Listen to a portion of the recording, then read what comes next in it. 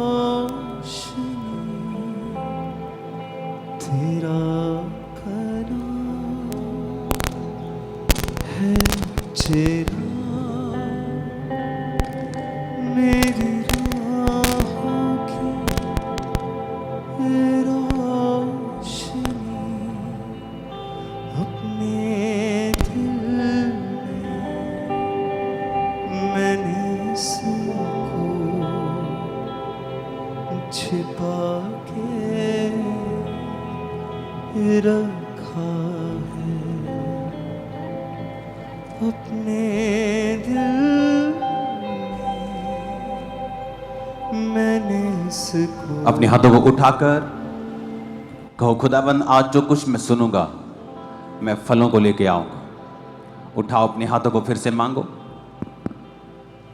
Flat करो इसे।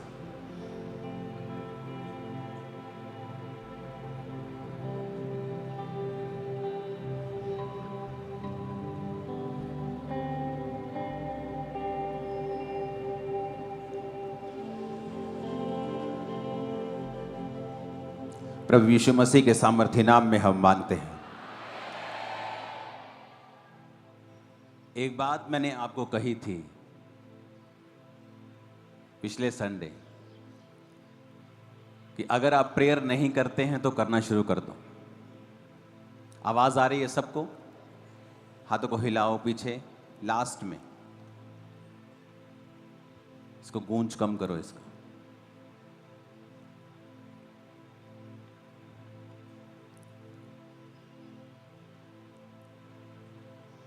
तो जब अब मिसाइल्स आ रही थी और लोग,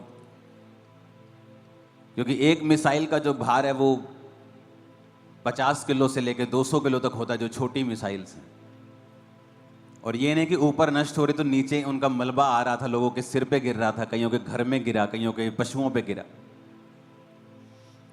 तो मैंने पिछले संडे आपको बोल दिया था कि अगर आप प्रेयर नहीं करते हैं तो इस बार आप मजबूर होंगे प्रार्थना करने के लिए,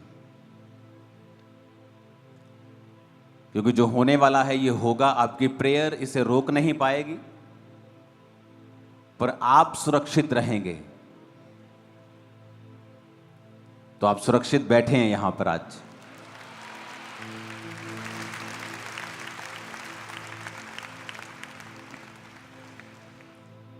फ्यूचर में जो प्रार्थना नहीं करते हैं, आपको फोर्सफुली परमेश्वर करवा लेगा प्रार्थना, ऐसा माहौल होगा।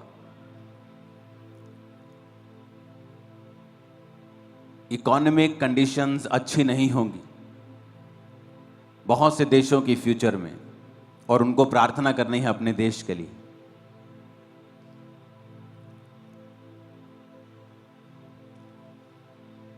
हमें फिर से पुराने समय में वापस जाना होगा, क्योंकि जैसे जैसे कलीसिया आगे बढ़ी, टाइम बढ़ा, टेक्नोलॉजी को अपना लिया, नए सिस्टम को अपना लिया, लेकिन जो हमारा बेस था, जो हमारा नींव थी, हमने उसे छोड़ दिया। हमें लगा इंटरनेट पे हम फेसबुक पे वचन शेयर कर देंगे, हमारा काम हो गया।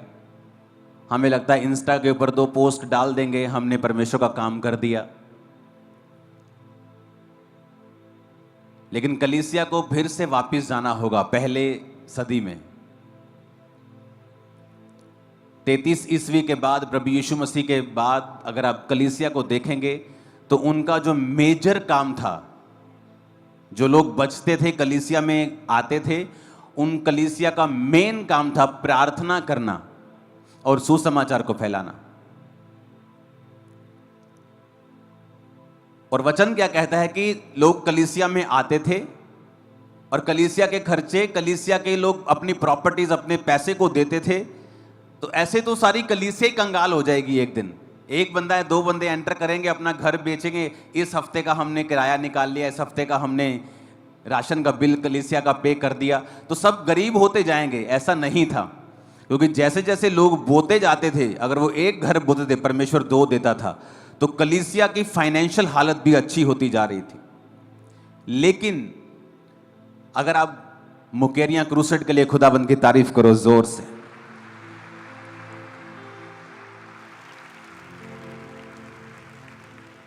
तो मैंने उस क्रूसेड के ऊपर भी वचन दिया था आपको कि हमें फिर से वापस जाना होगा और अपने बेस के ऊपर फिर से जुड़ना होगा।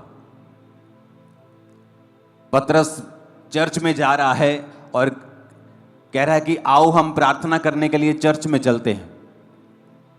क्या आज आपकी लाइफ में प्रेयर की इतनी इंपॉर्टेंस है कि आप स्पेशल प्रार्थना करने के लिए एक ऐसे स्थान में जाएं जहां पर आपको कोई भी डिस्टर्बेंस ना हो?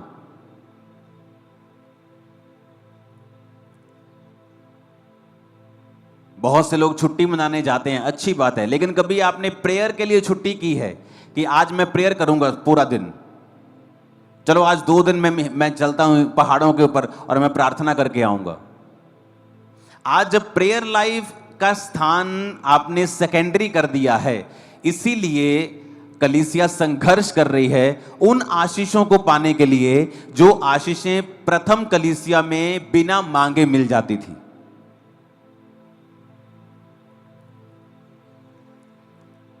मूसा की कलीसिया के टाइम पे लगा लो कि जब प्रभु की कलीसिया मूसा संभालता था, तो वचन कहता है उनमें से कोई भी दरिद्र नहीं था और कोई भी निर्बल भी नहीं था, कमजोर भी नहीं था, क्योंकि प्रभु की ग्लोरी ऐसी थी उनके ऊपर, क्योंकि मूसा प्रार्थना करने वाला व्यक्ति था।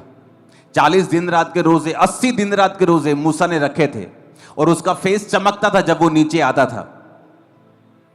और जब लोग, बाइबल कहती जिनकी वो अगुवाई कर रहा था, एक भी निर्बल नहीं था, कपड़े नहीं फटते थे, जूते नहीं उनके टूटते थे। क्यों चेंज कर रहे हो मेरे माइक की सेटिंग? तुम क्यों चेंज कर रहे हो इसे?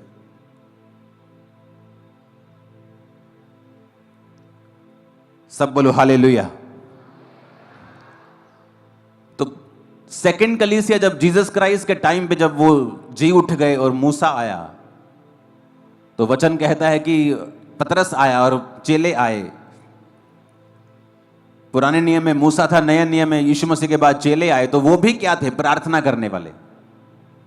स्पेशल दोपहर के, तीसरे पहर दोपहर के समय प्रार्थना करने के लिए चर्च में जा रहे हैं स्पेशल, और वहां पे लंगड़ा मिलता है और वो उसको हील करता है। हीलिंग भी तब हो रही है जब उनके लाइफ में प्रेयर का एक स्थान था। मोस्टली लोग क्यों पैनिक कर जाते हैं आज?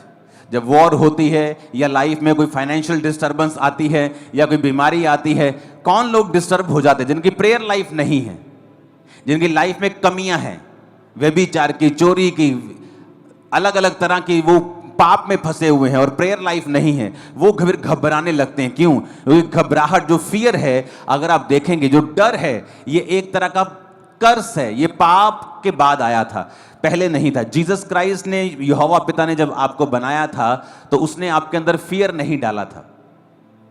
वचन कहता है कि जब आदम ने पाप किया, हवा ने पाप किया, तो डर उनके अंदर आया। जब प्रभु शाम को उनसे मिलने के लिए वाटिका में आया करते थे, तो प्रभु ने कहा, आदम तू कहां है? और आदम ने कहा, मैं नंगा था, मैं छुप गया। तो फियर, जो डर जो है, ये तब आया जब उसने शैतान की बात को सुना। हालेलुया। तो आपकी लाइफ में डर तब आता है जब आप शैतान की बात को सुनते हैं।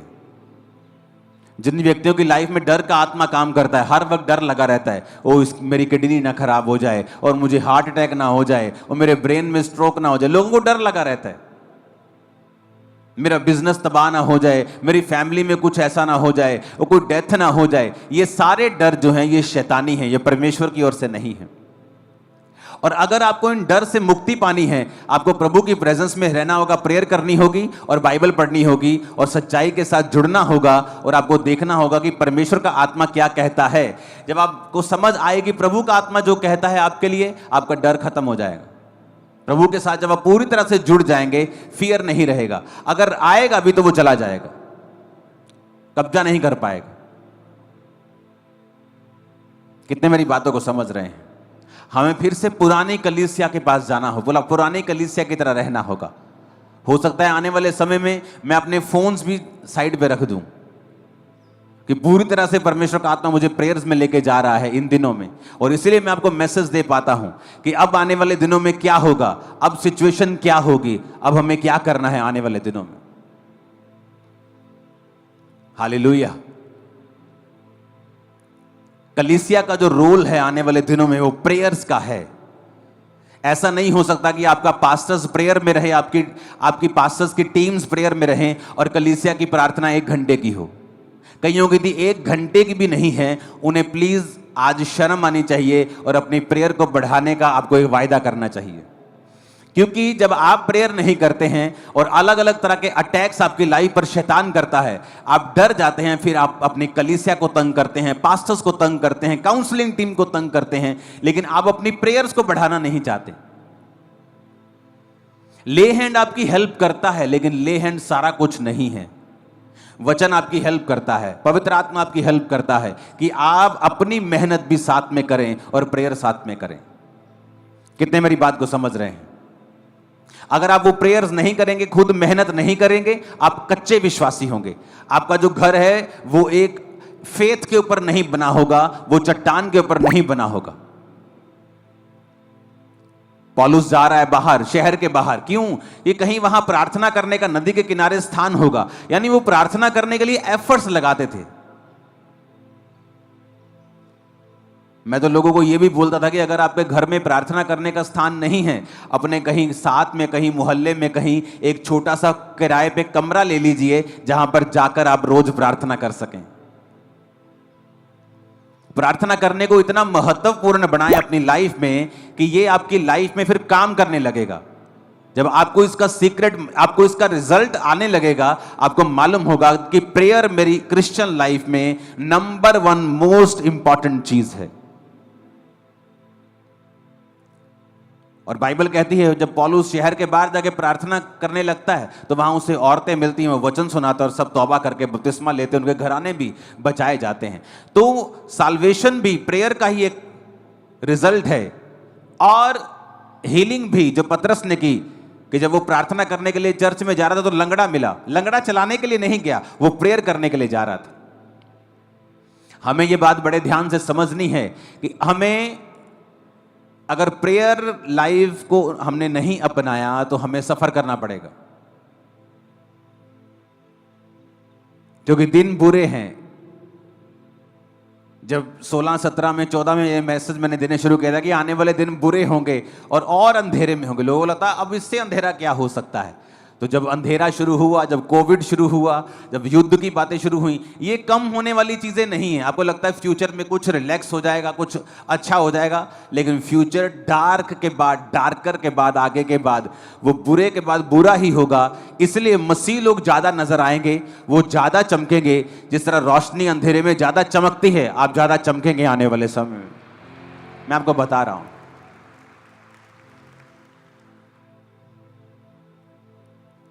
हालेलुया। जिन लोगों को आप वर्ल्ड लेवल के ऊपर आज काम करता देख रहे हो, Donald Trump, president Donald Trump जैसे कई ऐसे लीडर्स बहुत कम हैं जो आत्मा के द्वारा चलते हैं। अब यूएस प्रेसिडेंट के आसपास कई बार जब वो प्रार्थना करने के लिए इनवाइट करता है, प्रेयर ब्रेकफास्ट करता है, बहुत सारी चीजें करता है। आप कभी ध्यान से देखना, उसके आसपास जो पास्टर्स हैं, मोस्टली अपनी कलीसिया के जैसे पास्टर्स, जिनकी बड़ी बड़ी कलीसियाएं हैं, जो आत्मा का काम करते हैं, आप सारे डोनाल्ड ट्रंप के आसपास देखोगे उस पर ले हैंड करके प्रार्थना कर रहे होते हैं। वो भी इस बात को समझता है कि मुझे अगुवाई की जरूरत है, मुझे स्पिरिचुअल लोगों की जरूरत है।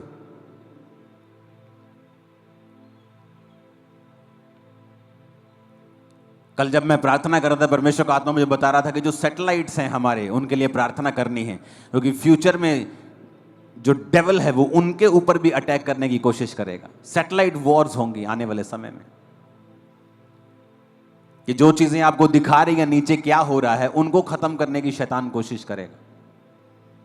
तो कलीसिया अगर जागी हुई नहीं है और प्रार्थना करने वाली नहीं है, तो वहां के लोग फिर सफर करते हैं। इसलिए परमेश्वर ने कहा, जिस देश में चर्च होगी, जिस देश में कलीसिया होगी, जिस नगर स्टेट में कलीसिया होगी, वहां पर उजाला होगा, लोग अंधेरे में नहीं होंगे, क्योंकि वो लोग प्रार्थना करेंगे और आने वाली मुसीबत से बचाए जाएंगे। हालेलुया।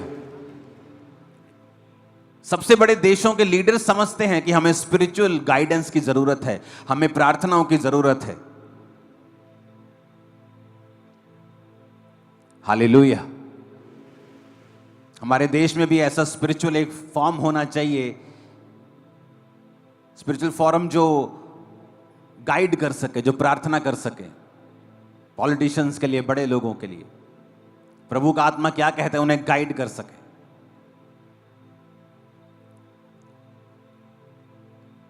कलीसिया को प्रार्थना करनी होगी आपके बच्चों के लिए, अपने पास्टर्स के लिए, परमेश्वर की बेदारी के लिए, परमेश्वर के प्लान के लिए। और हमें यह समझना होगा, जो हमारा विरोध करते हैं, जो यीशु मसीह को बुरा भला बोलते हैं, वो हमारे दुश्मन नहीं हैं।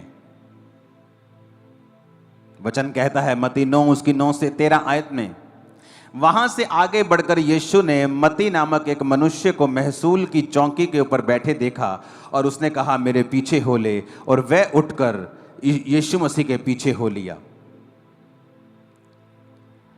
जब वह घर में भोजन करने के लिए बैठा तो बहुत से महसूल लेने वाले और पापी आकर यीशु और उसके चेलों के साथ भोजन करने बैठे। ये देखकर फरीसियों ने उसके चेलों से कहा, तुम्हारा गुरु महसूल लेने वाले और पापियों के साथ क्यों खाता है? ये सुनकर यीशु ने उनसे कहा, वैद्य भले चंगों के लिए नहीं परंतु बीमारों के लिए आवश्यक है। इसलिए तुम जाकर इसका अर्थ सीख लो, मैं बलिदान नहीं परंतु दया चाहता हूं, मैं धर्मियों को नहीं पापियों को बुलाने आया। मत्ती, जिसका आप बाइबल को, नए नियम को पढ़ते हो तो पहली पुस्तक मत्ती की आती है। कौन था मत्ती? एक टैक्स कलेक्टर। किसके अंडर काम करता था? राजा हेरोदेस और रोमी लोगों के अंडर वो काम करता था। है कौन था? था यहूदी। तो जब वो टैक्स कलेक्ट करता था, जब वो टैक्स लेता था, तो टैक्स वाले लोग जो थे वो बड़े ही बदनाम थे, क्योंकि ये टैक्स वाले लोगों के लिए ये मशहूर होता था कि ये लोग जो हैं लोगों से एक्स्ट्रा टैक्स लेते हैं, उन पर ज्यादा बर्डन डालते थे, उनको अलग अलग तरह के टैक्स के नियमों में फंसाकर ये टैक्स लेते थे उनसे। और ये यहूदी था तो यहूदी, लेकिन हेरोदेस राजा के नीचे काम करता था और टैक्स भी अपने परिवारों यानी यहूदी लोगों से लेता था। इसलिए जो मत्ती था वो बड़ा बदनाम आदमी था। मत्ती को जो यहूदी लोग थे एक गद्दार के रूप में जानते थे। जब वो मत्ती को देखते थे यहूदी लोग तो उसे गद्दार कहते थे। उसकी जो रेपुटेशन थी, उसकी जो वैल्यू थी, वो बिल्कुल भी अच्छी नहीं थी मत्ती की। लेकिन मत्ती खुद पैसा कलेक्ट नहीं कर रहा था। मत्ती तो सरकार के नीचे था और जो कुछ सरकार कहती थी मत्ती वो करता था। लेकिन जब यहूदी लोग मत्ती को देखते थे तो वो उसे एक पापी के रूप में, एक गद्दार के रूप में, एक अधर्मी के रूप में, परमेश्वर के सामने दोषी के रूप में उसे देखते थे।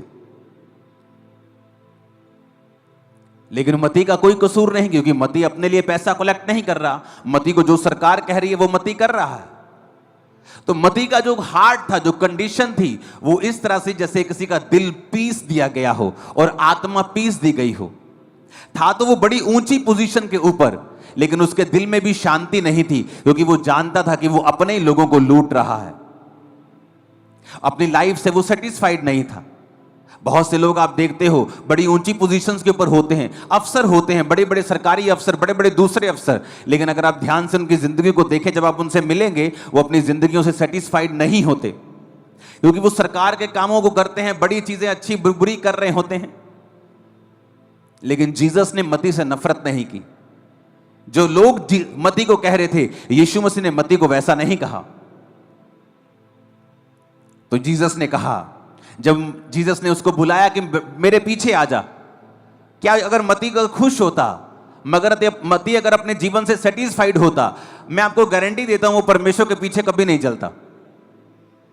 मती अपनी लाइफ में वैक्यूम फील कर रहा था, अकेलापन फील कर रहा था, एक दोषीपन की भावना भी उसके अंदर थी, सेटिस्फाइड नहीं था अपनी जिंदगी से। और इसलिए जब जीसस क्राइस्ट ने कहा मेरे पीछे आ जा, वो अपनी सरकारी नौकरी को, जो उसको कितने लाखों रुपए आज के हिसाब से देती होगी, उसको लात मारकर वो परमेश्वर के पीछे एक सेकंड में हो गया।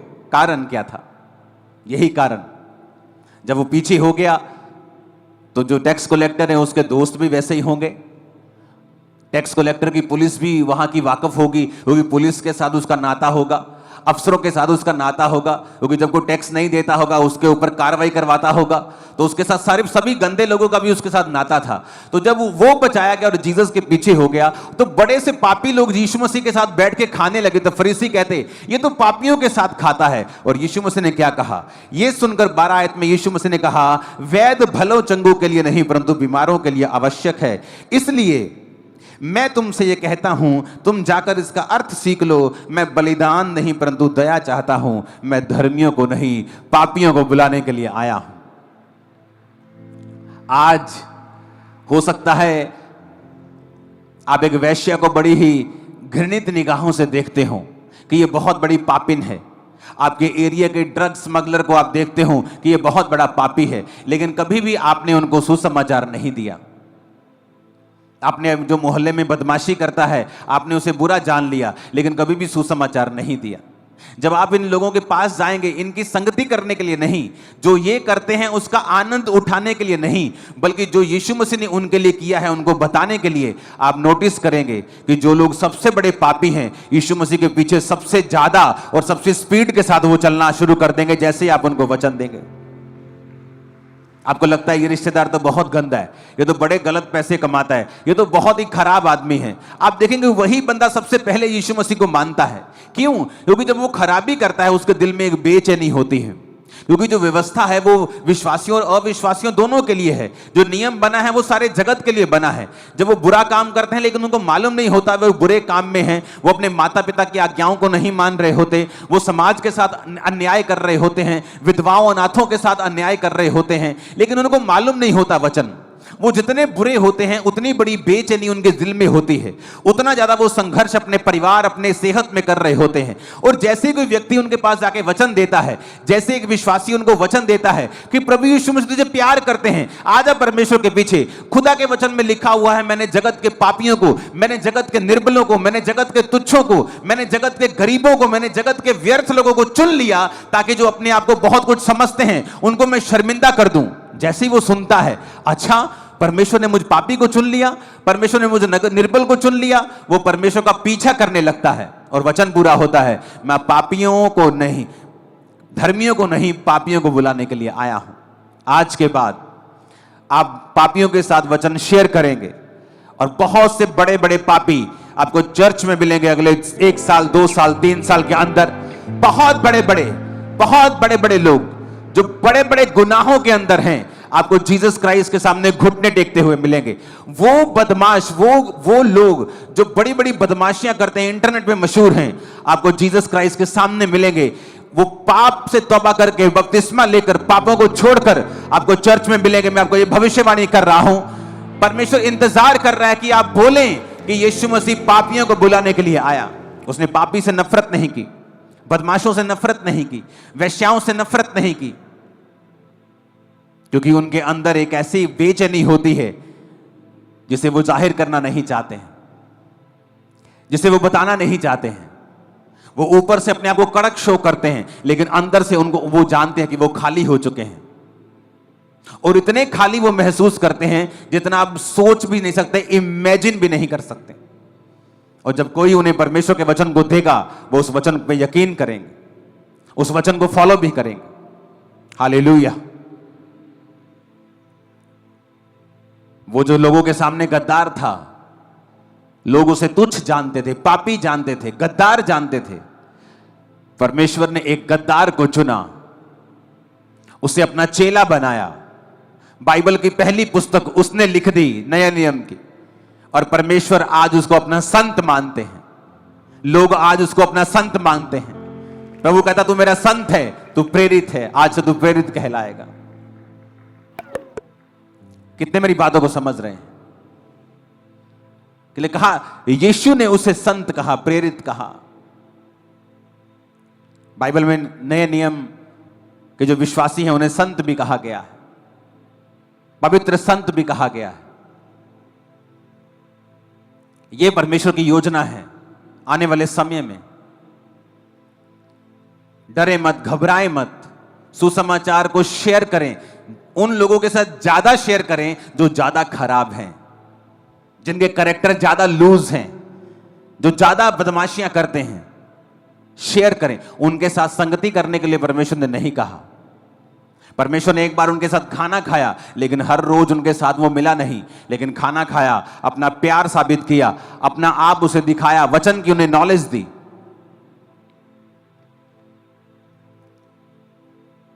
अपने दोनों हाथों को उठाओ। आज यीशु मसीह आपको मसा करेंगे और आप बहुत से लोगों को सुसमाचार सुनाएंगे और उन्हें बचाएंगे। परमेश्वर का अभिषेक आज से आपकी बॉडीज, आत्माओं के ऊपर ठहरा रहेगा। यीशु मसीह के नाम में आमीन। ऊंचाई आशीष आपकी। मैंने कहा आमीन, ऊंचा ये आशीष आपकी है चर्च।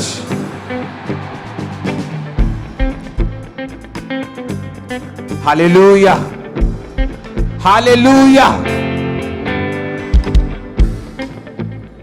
तैयार है सुसमाचार देने के लिए? बटाला में क्रूसेड था आज से कुछ दिन के बाद, लेकिन शायद उसे 1, 2, 4, 5 दिन, 6 दिन लगता है, इधर उधर करना पड़ेगा। इस वीरवार को बड़ी मीटिंग होगी, अनॉइंटिंग ऑयल मीटिंग होगी, और मीटिंग का मकसद होगा पवित्र आत्मा से कलीसिया को भरना। तो तैयार हो जाओ वीरवार की मीटिंग के लिए। मॉर्निंग होगी मीटिंग। पोस्टर में नाइट की मीटिंग है, लेकिन मॉर्निंग होगी जब तक माहौल बिल्कुल सीधा नहीं हो जाता। तो मॉर्निंग मीटिंग होगी वीरवार, और पवित्र आत्मा की भरपूरी के लिए होगी। आने वाले समयों में क्रूसेड मंगलवार की जगह वीरवार किए जाएंगे, थर्सडे किए जाएंगे। और जो थर्सडे की यहां मीटिंग होती है उनमें पास्टर्स के लिए स्पेशल प्रेयर होगी, क्योंकि प्रभु ने मुझसे कहा है जिनकी कलीसियाएं हैं, जो पास्टर्स हैं, उन पर ले हैंड करना है। और जैसे ले हैंड स्टार्ट्स होंगे, उनके जरिए परमेश्वर बड़े काम करेगा, और हीलिंग और प्रोफेटिक और चमत्कार के वरदान उनकी लाइफ में काम करेंगे। तो ये थर्सडे भी, हर थर्सडे पास्टर्स के ऊपर ले हैंड होगा। तो जितने पास्टर्स आते हैं, वो मेरी left hand side pastors section है, तो आप आराम से इज्जत से यहाँ बैठेंगे। और जब ले हैंड होगा आपको इंस्ट्रक्शंस दी जाएंगी, आप उठे नहीं, आप वहीं बैठे रहें ताकि मैं आप पर ले हैंड कर सकूं। तो पास्टर्स ये ध्यान रखें कि एवरी थर्सडे मीटिंग होगी। अगर यहाँ नहीं होगी तो क्रूसेड होगा, क्योंकि कई बार जब क्रूसेड होता है तो मेरी थर्सडे की मीटिंग मिस होती है, मुझे प्रार्थना में रहना होता है। तो इसलिए वीरवार को क्रूसेड्स होंगे। अगर क्रूसेड पे मैं हूँ तो वहाँ हूँ, अगर यहाँ वीरवार है तो मैं यहाँ हूँ। तो कोई भी थर्सडे मीटिंग मिस नहीं होगी। तो मैं थर्सडे मीटिंग आपके बीच में होऊंगा, मॉर्निंग मीटिंग। और मोस्टली थर्सडे मीटिंग पवित्र आत्मा, वरदानों, गैर भाषाओं को भरने के लिए होगी। तो तैयार रहें थर्सडे मीटिंग के लिए। और संडे की मीटिंग छुटकारों की सभा होगी, जहां लोग छुटकारा पाएंगे, पवित्र आत्मा से भरेंगे, आजाद होकर वापिस जाएंगे। आमीन। ऊंचा ये आशीष हमारी है। मोस्टली लोगों को, क्योंकि पास्टर्स को गाइड करना जरूरी है, वचन की शिक्षा देना जरूरी है, और पवित्र आत्मा से भरपूर करना भी जरूरी है। जिस तरह बहुत से लोग चीजों को समझते नहीं हैं। पेंटिकोस्ट के दिन, जिस दिन पवित्र आत्मा उतरा, तो वचन कहता है कि जब 120 लोगों के ऊपर वो उतरा तो वो अन्य अन्य भाषाएं बोलने लगे। और बाहर जो लोग खड़े थे वो सुन रहे थे कि कोई इटली में बोल रहा है, कोई जर्मन में बोल रहा है, कोई किसी भाषा में बोल रहा है, कोई अरामी में, कोई अरेबिक में, कोई किसी भाषा में, लेकिन ये भाषा तो ये लोग जानते नहीं हैं। आज भी कुछ लोग बोलते हैं, जब लोग गैर भाषा बोलते हैं तो लोग कहते हैं कि अगर ये गैर भाषा बोल रहा है तो किस देश की बोल रहा है, क्योंकि ये लोग तो कोई ऐसा तो बोल नहीं रहा कि ये भाई मेरी भाषा में बोल रहा है। तो ऐसा नहीं है। बाइबल क्या कहती है? गैर भाषा जब आप बोलते हैं तो आप पवित्र आत्मा की गाइडेंस में बोलते हैं। उस समय ये जरूरी था क्योंकि अविश्वासी बाहर थे जो पवित्र आत्मा पर विश्वास नहीं करते थे, पर्वों के ऊपर विश्वास करते थे। जब उन्होंने अपनी भाषा बोलते हुए सुना तो विश्वास किया, यानी पवित्र आत्मा ने अपनी मर्जी से उन्हें वो भाषा दी थी। और कभी कभी वो उन्हें वो दोबारा देता था, लेकिन हर टाइम अब सेम ऐसा होगा ऐसा नहीं है। कई बार पवित्र आत्मा आपके जरिए से किसी विश्वासी के लिए प्रार्थना करवा सकता है, आपके परिवार के लिए प्रार्थना करवा सकता है। तो जब आप थर्सडे आएंगे आपको पवित्र आत्मा की नॉलेज भी दी जाएगी, आपको गैर भाषा के साथ कैसे प्रार्थना करनी वो भी बताया जाएगा, और पवित्र आत्मा की भरपूरी कैसे पानी है वो भी बताया जाएगा। क्योंकि मैंने आपको बताया कि एक व्यक्ति जब फोन नहीं होते थे, रात को बेचैन होके उठता है, बेचैनी हो जाती है, एकदम उठता है बड़ा बेचैन, समझ नहीं आ रही बेचैन क्यों, पानी पी लिया, सैर कर ली, बेचैनी खत्म नहीं हो रही। पवित्र आत्मा कहता प्रार्थना कर, वो गैर भाषा में प्रार्थना करने लगा। कितनी देर गैर भाषा में प्रार्थना करता है, एकदम से बेचैनी खत्म हो जाती है, वो सो जाता है। बहुत दिनों के बाद अपने भाई से मिलता है वो, उसका भाई बताता है कि फलानी दिन को, फलानी रात को मेरे को हार्ट अटैक हो गया था, मेरे को प्रॉब्लम हो गई थी, मैं मर गया था, मैं बहुत ही हार्ड कंडीशन में चला गया था।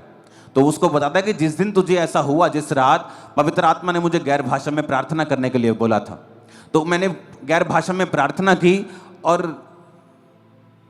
तेरे को ऐसा हो रहा था और मैं गैर भाषा में प्रार्थना कर रहा था और परमेश्वर ने तुझे बचा लिया। फोन नहीं था, व्हाट्सएप नहीं था, अपने भाई को गैर भाषा से बचा लिया। तो कई बार आप प्रार्थना करते हैं, आपको नहीं मालूम होता आप किसके लिए प्रार्थना कर रहे हैं। हो सकता है आप प्रार्थना कर रहे हो गैर भाषा के लिए और वो प्रार्थना परमेश्वर डोनाल्ड ट्रंप के लिए करवा रहा हो, मोदी जी के लिए करवा रहा हो, देश के लिए करवा रहा हो, आपके भाई के लिए करवा रहा हो, आपकी स्पिरिचुअल, कुछ नहीं मालूम पवित्र आत्मा किन चीजों के लिए आपके मुंह से प्रार्थना करवा रहा होगा। कितने मेरी बात को समझ रहे हैं? तो थर्सडे इन चीजों की नॉलेज दी जाएगी, क्योंकि जब नॉलेज नहीं होती तो कुछ लोग जवाब नहीं दे पाते कि ऐसा क्यों हो रहा है, या ये क्यों है, या ऐसा क्यों है। तो आपको पवित्र आत्मा की गैर भाषाओं की नॉलेज दी जाएगी कि परमेश्वर किस तरह से आपकी लाइफ में काम करता है। ऊंची आवाज में आमीन बोलो जरा। हालेलुया। उठाओ अपने हाथों को फिर से, धन्यवाद करो परमेश्वर का। अपने हाथों को उठाकर, अपने होठों को खोलकर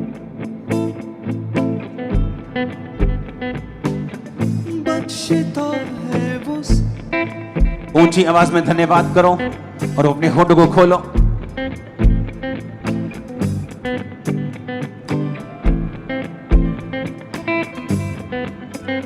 और जो लोग डर के मारे भी आज कुछ लोग चर्चों में नहीं गए, खुदावंद आपको बुद्धि दे और आपके डर को निकाले।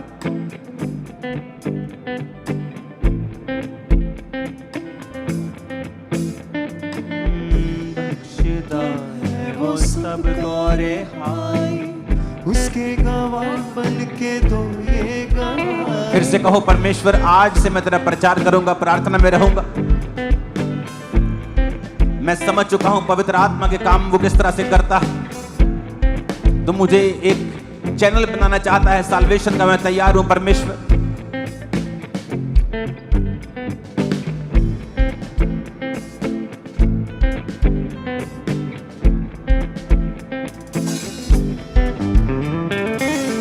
बख्शता है वो सबको रिहाई, उसके गवाह बन के दो ये गवाही। बख्शता है अपने हाथों को उठाकर सब लोग खड़े हो जाओ। यहोवा पिता के नाम में अपने दोनों हाथों को उठा लो स्वर्ग की ओर।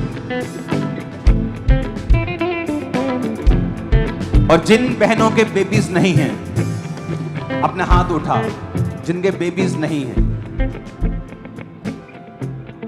हिलाओ हाथ। मेरी बात को ध्यान से सुनना है। वही लोग आगे आएंगे जिनके बेबीज नहीं है। ये नहीं मेरे पेट में प्रॉब्लम